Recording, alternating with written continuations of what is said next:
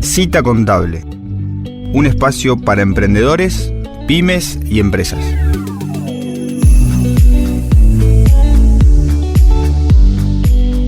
Muy bien, inauguramos en Citas una nueva columna. Estamos en la Cita Contable con Luciano Angelotti, un espacio que creo que va a estar mucho para reflexionar y para aprender sobre todo.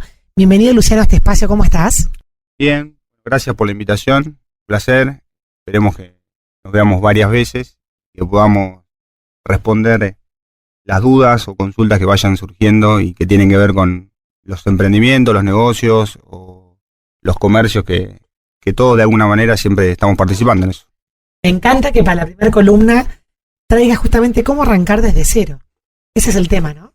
Sí, para hoy pensé en este tema como es nuestro inicio también. Me parece que es emparejarlo con el inicio de un emprendimiento. Así que bueno, estuve pensando, revisando un poco la experiencia en la que siempre me encuentro con clientes. Las consultas generalmente rondan alrededor de 4 temas principales.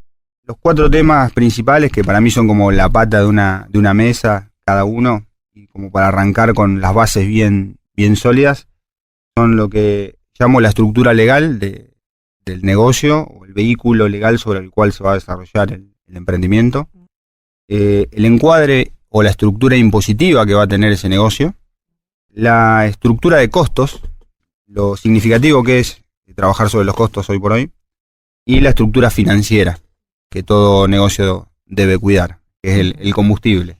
Así que bueno, para empezar, vamos a ir con las opciones que tenemos para definir la estructura legal.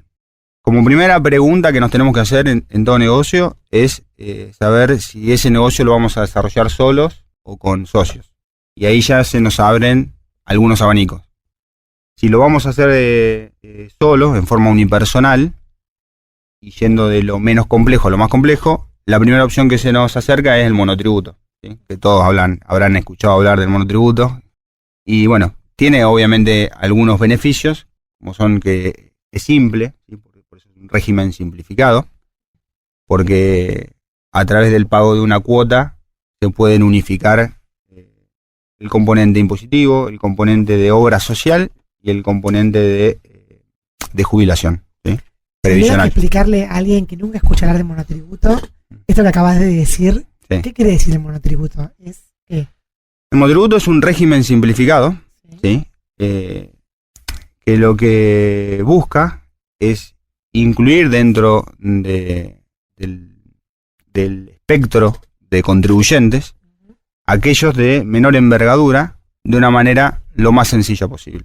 ¿Sí? O sea, para que sea chiquitito puedes tener un monotributo. Totalmente, sí. El monotributo tiene escalas, sí, se tienen en cuenta varios parámetros, la facturación, los metros cuadrados del local si tuviera local, el costo unitario del producto que se vende.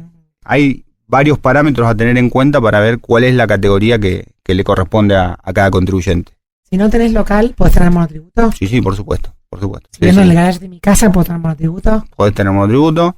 Y ahí lo que siempre tenés que elegir es el parámetro que te limite la categoría. ¿Ok? O sea, si hay uno de todos los parámetros que no lo cumplís, tenés que ir a la categoría siguiente. ¿Bien? Por ejemplo, la energía eléctrica consumida también es un parámetro. Bueno, hay varios parámetros que definen la escala y la categoría en la cual cada contribuyente tiene que estar. ¿Sí? Después pasamos a el responsable inscripto. Siempre hablando de unipersonal, seguimos con los unipersonales. La posibilidad de ser responsable inscripto. ¿Qué es el responsable inscripto? Es el régimen general. Dijimos que el monotributo era el régimen simplificado. Los responsables inscriptos están dentro del régimen general, ¿sí? Que ahí tributan en forma independiente el impuesto a las ganancias, IVA, bienes personales si correspondiera, paga autónomos como régimen previsional. O sea, ya tiene una complejidad administrativa mayor que el monotributo. Y después hay que ver cuándo conviene uno u otro también, ¿no? Por ejemplo, hay negocios de por sí que no aceptan facturas de monotributistas porque el IVA se les transforma en un costo. Entonces necesitan computar el crédito fiscal y bueno, exigen que esos proveedores sean responsables inscriptos. Y ahí ya tenés una limitación o una posible forma de decidir por uno o por otro, ¿sí? Después, también existen ciertas actividades que no están incluidas dentro del monotributo y obligan que pases al régimen general, ¿sí? Por ejemplo, en el caso de los directores de sociedades, bueno, ese tipo de actividades tampoco las comprende el monotributo y ya deberías estar dentro del régimen general. Los alquileres de inmuebles, también hay un límite en la cantidad de alquileres de inmuebles que pueden estar dentro del monotributo y también te volcás al régimen general. O sea, los que tributan ganancias por un lado, IVA por otro, pagan autónomos, ¿bien? Y después hay que hacer un análisis. O sea, si tenés la posibilidad de estar en uno u otro, ¿sí? Hay que hacer un análisis económico de cuándo conviene estar en uno u en otro.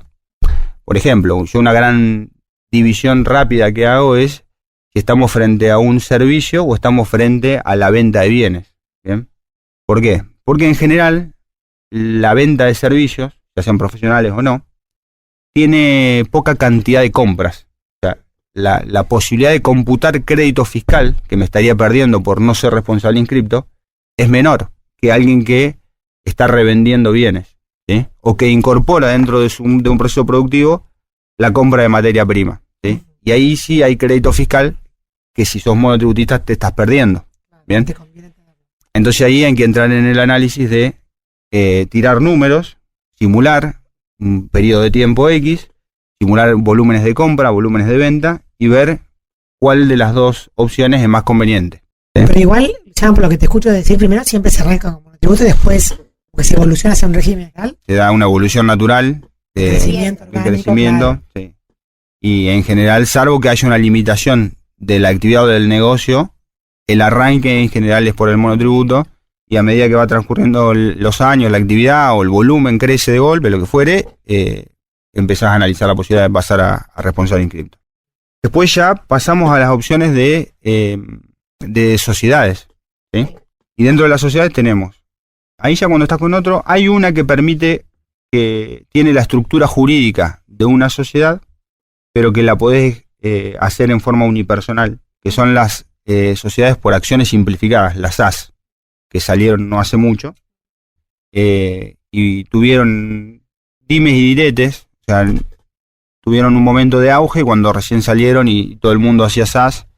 Después los registros públicos de comercio, sea IGJ en capital o persona jurídica en provincia, empezaron a ponerle ciertas trabas y ya perdió agilidad, que era uno de los beneficios que tenía, claro, que vos decías, bueno, me siento en la compu y en 3 días tengo la sociedad armada. Bueno, ya no pasa, ¿sí? Van a aparecer ciertas trabas, pero bueno, ese tipo de sociedades, son las SAS, permiten hacerlo en forma unipersonal, sin tener otro socio. Después están lo que se llamaban antes las sociedades de hechos, que ahora el nuevo Código de Comercio las nombra como sociedades simples. Hubo un cambio con respecto a esas sociedades en cuanto a la responsabilidad. Ahora vamos a hablar de eso de cada sociedad. Después están las SRL, que todos conocemos. Sociedad Responsabilidad Limitada. Eso exactamente. Las sociedades por acciones, las SA, sociedades anónimas. Exacto, claro, las sociedades anónimas. Y después hay otro formato que también es muy utilizado y que también seguramente han escuchado hablar, que son los fideicomisos. Bien. Bueno, vamos a hacer un repaso de cada una, a ver cuándo conviene una, cuándo conviene otra y las principales características. Empezando por las SAS, que ya estuvimos diciendo algo. La principal ventaja que tenían, o que tienen todavía porque no desaparecieron, es que se montan sobre una estructura totalmente digital, ¿sí? Los libros societarios, como los conocemos, en formato de libro copiador gigante, ya dejan de existir ahí. Es todo digital. Incluso la constitución de la sociedad en gran medida es digital, ¿sí? Solamente hay que certificar firmas. Así que es una sociedad que promete ser ágil en su constitución y ágil en su desarrollo, digamos. O sea, tiene una carga administrativa menor. ¿Bien? ¿Cuál es la desventaja que hoy tienen esas sociedades? Bueno, que, como les dije, tuvieron dimes y diretes entre los registros públicos, como que cada jurisdicción, cada provincia legisla de una manera diferente. Los bancos no la terminan de aceptar, o sea, la ponen como en un escalón más abajo que el resto de las sociedades. Son políticas de banco, pero que hoy por hoy la realidad es esa, ¿sí? Entonces, bueno, están ahí como en un limbo por ahora, ¿sí? Lo que eran ventajas ya no son tan ventajas y ya empezaron a tener algunas desventajas. ¿Sí? Después tenemos las sociedades simples, lo que eran antes las sociedades de hecho, que, bueno, esas son sociedades que se constituyen de hecho, digamos, por eso se llaman de hecho, porque ni siquiera hace falta que tengan un contrato escrito, ¿bien? Se llaman sociedades transparentes en el sentido de que, si bien la sociedad funciona como tal, los integrantes de la sociedad deben incorporar en sus declaraciones juradas personales el producido de la sociedad. ¿Bien? El impuesto no lo paga la sociedad, lo pagan los integrantes de la sociedad, las personas, a título personal. Bien. Y eso antes también jugaba un papel importante en la responsabilidad, porque los integrantes de esas sociedades respondían por las obligaciones que la sociedad generaba con su patrimonio personal. Bien.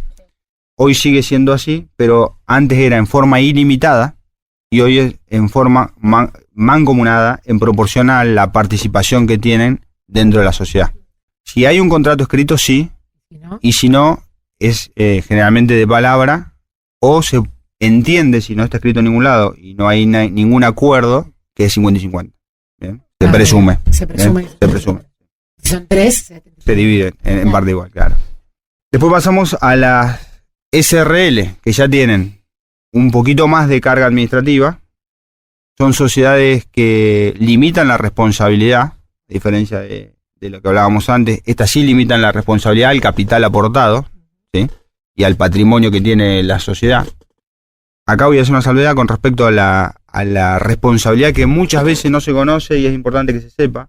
Quien ejerce el cargo de gerente, que puede ser un socio o no, pero si es un socio, como es gerente, el gerente sí responde con su patrimonio personal por el desempeño de ese cargo. ¿Bien? Entonces, a veces nos encontramos que no, armé una sociedad para proteger mi patrimonio personal. Ah, sí, ¿y sos gerente? Sí, soy gerente. Te comento que tu patrimonio sigue respondiendo por tu gestión como gerente, no por socio. ¿Bien? Entonces ahí aparece otra figura que hay que tener en cuenta, que es los seguros. ¿Sí? Hay un seguro de caución para ejercer la función ya sea de director en una sociedad anónima, que le corre lo mismo, digamos, o de gerente en una SRL. Entonces es importante que eso se sepa, porque es un seguro que si no lo contratás pensás que estás protegido porque sos socio de la sociedad, y en realidad si sos gerente no estás protegido, tu patrimonio sigue estando en riesgo por ejercer el cargo de gerente, pero bueno, hay que saber que existe un seguro de caución, tomar un seguro en función del patrimonio que quieras proteger, digamos. Y también otra cosa que muchos no conocen es que el gerente puede ser un tercero que no sea integrante de la sociedad. O sea, claro, como un profesional contratado. También es como para ubicar sí, o un X, o sea, una persona que no sé, que no es parte, no puso capital, no integra la sociedad. Claro, un tercero que contrata. Un tercero. Claro. Y sí, no sé si es para controlarlo, porque para controlar hay otra figura que aparece, que es la figura de sindicatura. En algún momento por ahí la escucharon hablar. De hecho, yo soy síndico, por ejemplo, de varias sociedades. En general son sociedades anónimas las que ejercen la sindicatura, las que tienen la posibilidad de incluir a la sindicatura como un órgano para fiscalizar el funcionamiento del directorio. ¿Bien? ¿Ante quién? Y ante los socios que no integran el directorio. Claro. ¿Bien? ¿Y ahí qué hace con el gerente, la figura de sindicatura?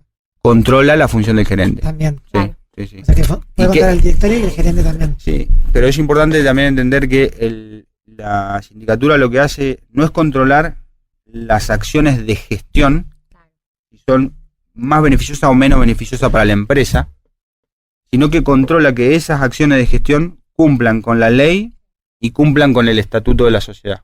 ¿Sí? No está para cuestionar si es más ventajoso o menos ventajoso una decisión de negocio. Y después pasamos a las sociedades anónimas. Las sociedades anónimas ya son de mayor complejidad administrativa incluso que las SRL. También limitan la responsabilidad, al igual que las SRL, al capital aportado, cada socio. El órgano de gobierno, en este caso es el directorio, que generalmente hay un director que es el presidente, que ejerce la presidencia, y pueden o no utilizar un órgano de fiscalización como es la sindicatura, para controlar al directorio. Eso es opcional. Eso lo establece el estatuto, ¿sí? De la sociedad. De la sociedad. No ¿sí? puede elegir, puede tener 2 miembros, 3 miembros. 2 miembros, 3 miembros, 1, 5, 10, eso lo establece el estatuto, ¿sí? ¿Cuál es la diferencia principal que hay entre una SA y una SRL? Sí. Bien. Administrativamente son muy parecidas, pero la principal diferencia es que en las sociedades anónimas los socios pueden entrar y salir mucho más fácil, ¿sí? Se puede entrar y salir fácilmente de una sociedad anónima, y en una SRL en general no. En general son sociedades que necesitan Largo plazo. comunicar al resto de los socios que hay uno que se quiere ir, los otros tienen la posibilidad de oponerse, de opinar sobre esa decisión. El socio nuevo y el socio saliente se tiene que inscribir esa modificación en personas jurídicas, en cambio en las sociedades anónimas no. Un socio puede entrar y salir de forma anónima, si quisiéramos, porque no se tiene que informar ese cambio dentro de personas jurídicas. Entonces digamos que son sociedades que la ventaja es cuando uno quiere abrir la sociedad a una participación externa, que va a salir a buscar capital, por ejemplo. Sociedad, ¿sí? Y además por el tema de las acciones es más fácil de pasar, de entrar De y salir. transferir, claro, Sí. exacto, de transferirlas entre sí. O sea que es un tipo de sociedad que está preparado para un negocio de mayor escala, Claro. que permite la posibilidad de ir a buscar nuevos socios, de financiarse a través del mercado de capitales también. Claro. O sea, ya permite otro tipo de complejidad que las SRL no están preparadas.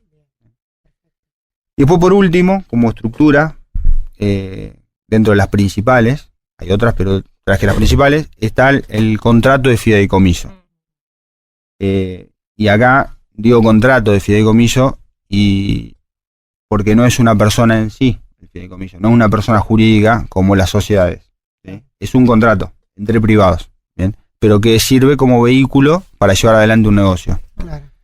¿Cuál es la diferencia con el resto de los vehículos que estuvimos hablando? Que es para negocios que son finitos, que son puntuales, ¿sí? Por ejemplo, personas que se juntan para desarrollar, bueno, en nuestra zona lo conocemos como pools de siembra, se hacen a través de fideicomisos. Las construcciones de edificios al costo que conocemos de pozo. capital o de pozo, Claro, claro, tal cual. se hacen a través de contratos de fideicomiso. ¿Por qué? Porque la principal ventaja es que, a diferencia de una sociedad que tiene un abanico de actividades, el fideicomiso tiene una sola que es para lo que se constituyó. Bien. El objetivo es una campaña, 2 campañas agrícolas, construir ese edificio. Y después termina. Bien. Y después Se termina. disuelve. En realidad termina cuando se termina el objeto del fideicomiso. Claro. Bien. Ahora, si es algo a largo plazo, tipo una plantación de árboles frutales. Sí, el fideicomiso tiene un límite temporal de 30 años. Ah, ok. O sea que tranquilamente se puede ejecutar con un fideicomiso. Y otra cosa que tiene como ventaja el fideicomiso es que el patrimonio fideicomitido, o sea, el patrimonio sobre el cual se va a desarrollar el objeto del fideicomiso, queda separado como un patrimonio nuevo del de los aportantes, que son los fiduciantes, y de los beneficiarios, y entonces corre menos riesgo. En cambio, en una por ejemplo, si el edificio que están construyendo lo hace una sociedad, y esa sociedad deja de pagar los impuestos y la FIP la embarga, todo ese problema que puede tener la sociedad lo va a tener la construcción del edificio. Sí. En cambio, en el fideicomiso no puede pasar eso, porque no puede ser agredida por ningún acreedor de ninguno de los actores, salvo por las obligaciones que el mismo fideicomiso genere, la construcción de un edificio en este caso. Entonces es como mucho más seguro para los inversores externos participar de un fideicomiso. Esas son las estructuras legales que tenemos bueno, disponibles. Muy buena esta manera de presentarla, Luciano. Así que bueno, o sea que si viene alguien que quiere empezar su negocio, porque ya se da cuenta que hablar de su casa ya le excede un poquito. Bien. ¿Hay algo que nos quieras contar sobre el certificado de MIPYME? Bueno, sí, podemos hablar de eso. Ese es un beneficio al que se puede acceder. Gran parte de los de las pymes hoy tienen la posibilidad de acceder a eso. Es un trámite bastante sencillo, se hace todo por la página de Arca Sí. y tiene beneficios interesantes que nos van a dar la posibilidad de hacer caja rápido. Por ejemplo, el cómputo del impuesto al débito y crédito, ¿bien? Que eso lo sufrimos todos en los bancos, si me sacan de acá, me sacan de allá. Bueno, el certificado PYME lo que nos permite es, si está vigente, computar el 100% de lo que nos cobran de impuesto al débito y crédito como pago de ganancias o como pago de anticipos de ganancias, por ejemplo. Con lo cual es un beneficio que está al alcance de todos, es rápido de obtener y se puede hacer sencillamente. Otro beneficio que tiene el certificado MIPYME es la posibilidad de diferir el IVA, 90 días, que también es importante porque es una posibilidad de financiarse, de hacer caja, de no tener que quizás estar pagando un impuesto sobre algo que ni siquiera cobraste, claro, que a veces sucede con el IVA eso. Entonces, ¿cómo es esto de diferir el IVA 90 días?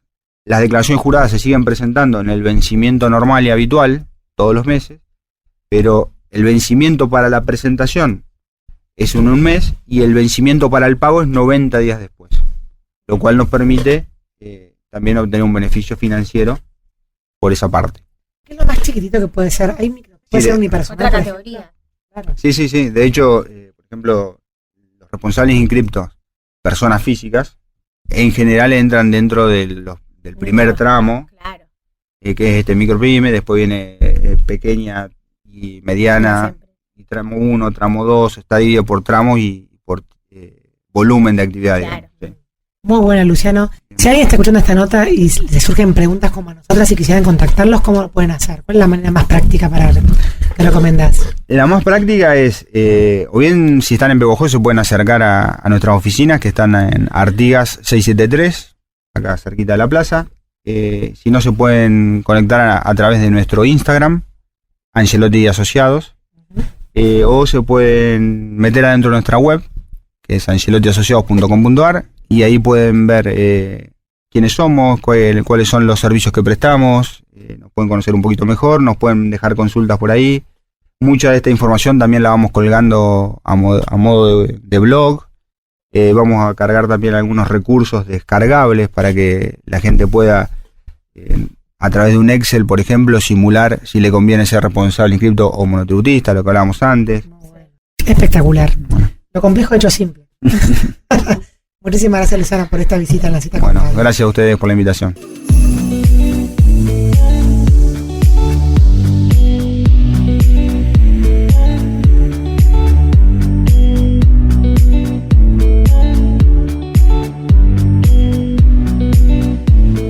Si te gustó esta conversación, compartila.